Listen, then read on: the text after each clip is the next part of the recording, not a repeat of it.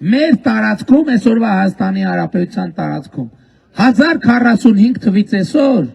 մինչև 1918 թիվը պետություն չի եղել, ժողովուրդ, հայկական պետություն չի եղել, պատկերացնում եք, 1000 Բագրատունյաց թագավորության անկումից հետո այսօրվա մեր Հայաստանի տարածքում հայկական պետություն չի եղել եւ հորդաներ են եղել, մոնղոլ թաթարներ են եղել, եկել են, գնացել են, խառնվել են, մենք են գաղթել, մեզ են գաղթեցրել եւ այլն եւ այլն եւ այլն։ Բայց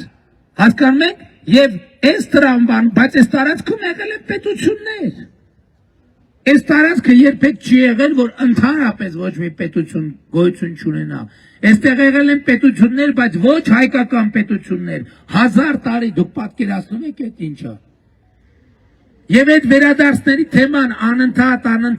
այդ կանգառի տրամաբանությունից պետքա դուրս գալ, որովհետև եթե մենք պետքա վերադառնանք ինչ-որ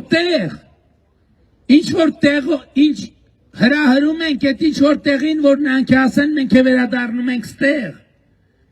որովհետև փաստա մենք չենք կարող ասենք Հայաստանի Հանրապետությունում հիմա է, որ 90% հայություն է։ Նախկինում երբեք 90% հայություն չի եղել։ Մենք պետք է հասկանանք, թե ինչքան երջանիկ ենք այսօրվա իրավիճակով, այսօրվա ստատուս քվոյով, որ մենք ունենք ի վերջո հայրենիք պետություն, որը